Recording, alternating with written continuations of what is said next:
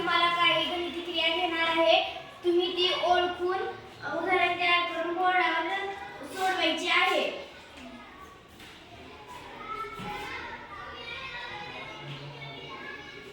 स्नेहा,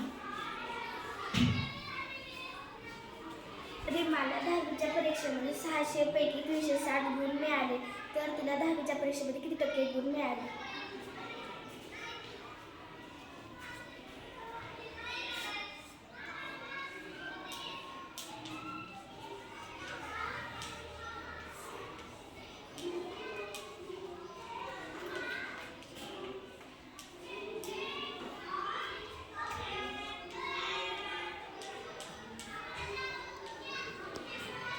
इथं गुणिले